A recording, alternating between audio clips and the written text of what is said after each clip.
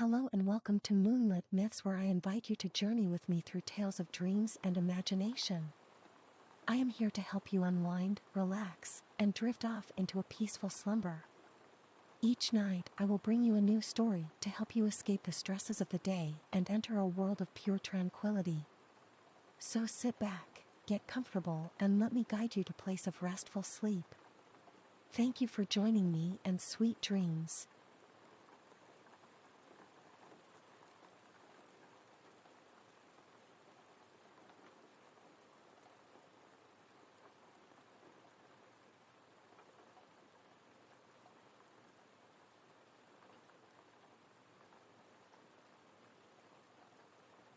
It was a warm summer day in the year 1518, in the town of Strasbourg, France.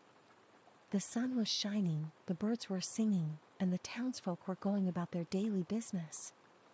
But then, something strange began to happen. A woman started to dance uncontrollably in the middle of the street. Her movements were erratic and frenzied, yet she couldn't stop herself. And so, she danced and danced until she collapsed from exhaustion. What happened next would go down in history as one of the most bizarre events of all time. More and more people began to join in the woman's dance, unable to control their own movements. It was as if a strange force had taken hold of them, compelling them to dance until they collapsed from exhaustion. This event became known as the dancing plague, and to this day, it remains one of the greatest mysteries of medical history. But, as incredible as it may seem, there are official records and medical reports that prove this event really happened. So, if you're ready, let's journey back in time and uncover the truth behind the dancing plague of 1518.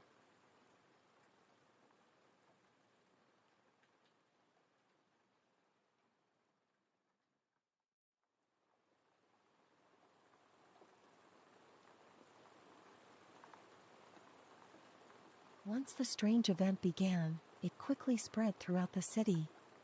People were dancing, and they couldn't stop. At first, the dancing was seen as a joyful celebration, but soon it became clear that there was something strange going on.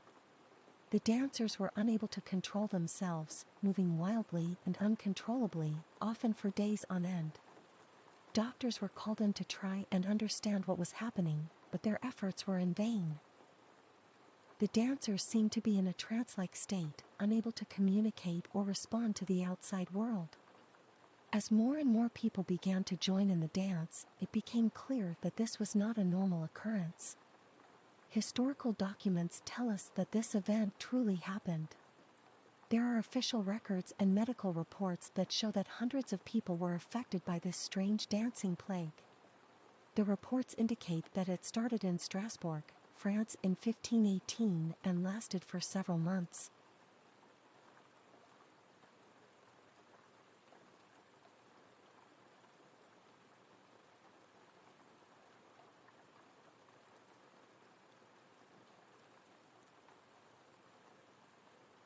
Once upon a time, in the sweltering heat of a July day, a woman named Frau Troffea was strolling through the streets of Strasbourg. Suddenly, she began to dance in a strange and frenzied manner, twirling and spinning as if in a trance. At first, people stopped and stared, unsure of what to make of this bizarre sight. But then, to their amazement, others began to join in. As the day wore on, more and more people were caught up in the wild dance, until dozens of men and women were spinning and leaping together in the square. The dance seemed to have a life of its own, and those caught up in it could not stop, even when they collapsed from exhaustion. As the days went on, the dancing continued to spread. People from nearby towns and villages heard about the strange outbreak and came to join in, until the dance became a massive, chaotic event that consumed entire communities. The authorities were baffled by the strange phenomenon and sought to put an end to it. But despite their efforts, the dance continued to spread, moving from town to town and city to city. The medical profession was unable to explain what was happening, and the people were left to struggle with the outbreak on their own. As people saw Frau Troffea dancing uncontrollably, they must have been shocked and confused. Imagine standing in the street, going about your day, and suddenly seeing someone begin to dance wildly with no apparent reason or control. It would have been a bizarre and frightening sight. The dancers themselves must have been even more scared and confused. Some accounts suggest that they were aware of what was happening but unable to stop, while others describe them as being completely out of their minds with no awareness of their actions. Some accounts suggest that they were aware of what was happening but unable to stop, while others, whatever the case, the dancing only continued to spread, and soon dozens of people were caught up in a strange and mysterious plague. As the outbreak grew, it began to affect more and more towns and cities in the region, leaving people baffled and terrified as they watched their friends and loved ones dance themselves to exhaustion and sometimes even death.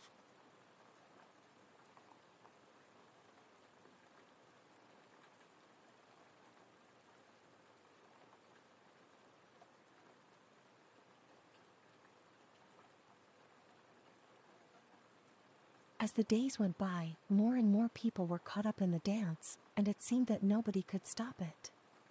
The dancers moved wildly, their bodies writhing and contorting in ways that seemed impossible. Some danced alone, while others held hands and spun around in circles. The physical and psychological symptoms experienced by the dancers were alarming. They would sweat profusely, their hearts pounding in their chests.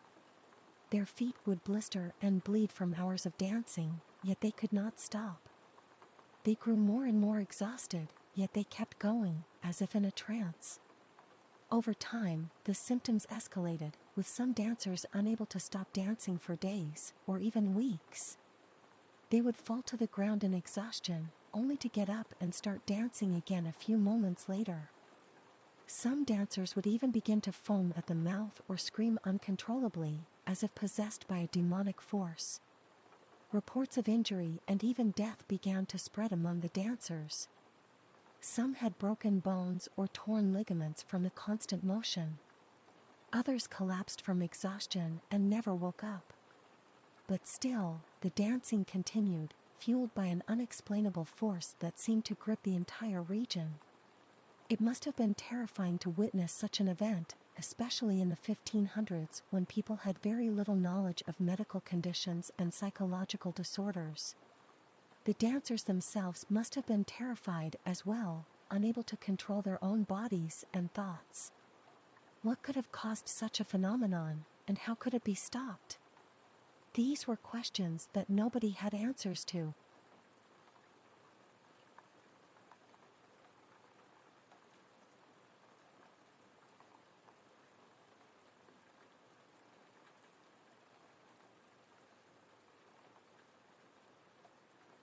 As the dancing plague raged on, local authorities and physicians were at a loss for how to explain and treat the bizarre phenomenon.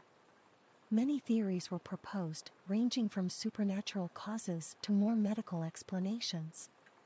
Some believed that the dancers' blood had become overheated, causing them to dance uncontrollably. Others thought it was due to some kind of demonic possession. Regardless of the cause, medical professionals tried various treatments to stop the dancing. Some physicians encouraged the dancers to continue dancing, believing that it would help to release whatever was causing the symptoms. Others attempted to exorcise the dancers through religious ceremonies or by placing them in holy places. Despite these efforts, the dancers continued to suffer, with their symptoms worsening over time. Medical records from the time show that physicians attempted to examine and treat the dancers, but to no avail. Some dancers were even said to have danced until they collapsed from exhaustion or suffered from injuries. In extreme cases, dancers reportedly died from their symptoms. Despite the lack of success in treating the dancing plague, records of medical examinations and treatments continue to exist to this day, providing a glimpse into this mysterious and fascinating event from history.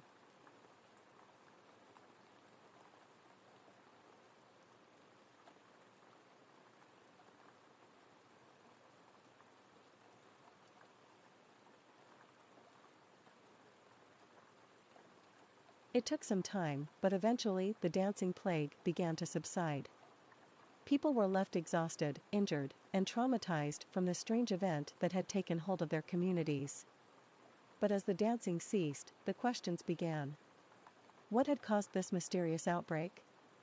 The medical community had proposed various theories at the time, such as hot blood or supernatural forces. Some physicians even tried to exorcise the dancers to rid them of the supposed demons causing their affliction. Today, historians and scientists still debate the cause of the dancing plague. Some theories suggest mass hysteria, while others propose ergot poisoning from contaminated grain. Whatever the cause, it's clear that the event was real and affected many lives. We have historical documents that provide evidence of the outbreak, including official reports and medical records.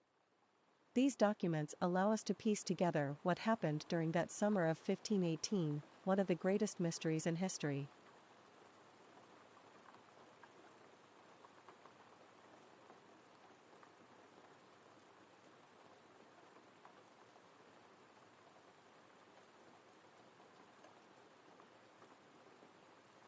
As our story of the dancing plague draws to a close, it's clear that this is one of history's most mysterious events. We've explored how a simple dance turned into a mass outbreak of uncontrollable dancing that spread throughout the region. We've seen how the symptoms escalated over time, leaving some people unable to stop dancing for days or even weeks. We've also learned about the various medical theories proposed to explain the dancing plague, from hot blood to supernatural causes. Despite the many attempts to explain the outbreak, we still don't know exactly what caused it. But one thing is clear, the dancing plague left a lasting impact on the people who lived through it. Many were left exhausted and traumatized by the experience. Today, historians and medical experts continue to debate the cause of the dancing plague, with theories ranging from mass hysteria to ergot poisoning. But one thing is certain, the historical documents that survive provide evidence that this event really happened. As you drift off to sleep, remember that the mystery of the dancing plague lives on, reminding us that there is still so much we don't know about the human mind and body. Let the calming sounds of the night lull you into a peaceful slumber, knowing that tomorrow brings a new day full of possibilities. Good night.